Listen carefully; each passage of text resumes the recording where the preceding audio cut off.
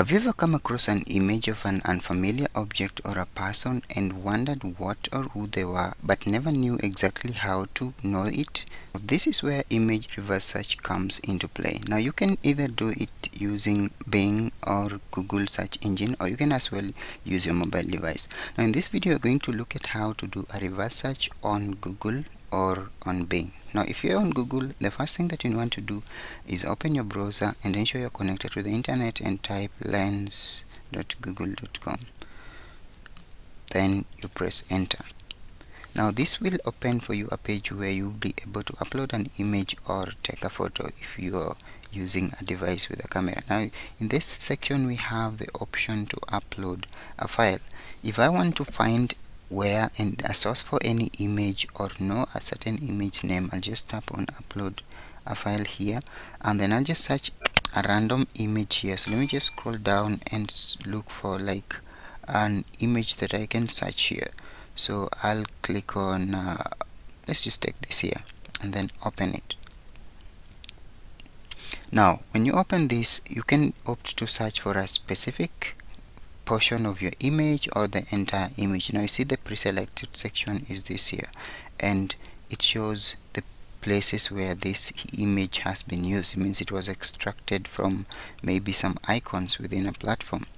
Now if I want to search the whole of this, I can just like expand up to the part where I would like to find it, or maybe search for the image. Now you see this shows here that this image has been used in this section here. So this is the exact, not the exact image, but it is a similar image. If it is not found, usually you will get like recommendations of similar images, but if it is an image that has been used widely, then you are going to find it appearing several times. Now let's try something else. I can maybe upload another image from the computer and see if I can find it. So let me just scroll down. I'm going to look for like a product image, so you see how these things are usually used. So if I take this for instance, the solar item there, you notice that now this appears several times. It means that it has been reused by different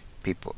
So if you're creating content and you do not want like to use like a common image, this is what you can do. You can edit the image and add your own customization like text.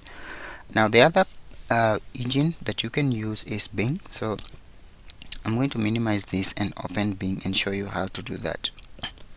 Now on Bing it is different. You just have to type bing.com/camera, and then you are going to be able to upload an image. If you want to allow Bing to take a photo of you, well and good, but in this case you're not going to be looking for yourself, but you're going to be looking for something else. So you can just bypass this, and then you can tap on the browse option to upload an image. So we're going to go back to our folder that we opened before and open as a different image. Just select a different image and see if it appears on the Bing search engine. So let's just pick something like this here and open it, and then it will be searched, and then you'll see it has been used elsewhere.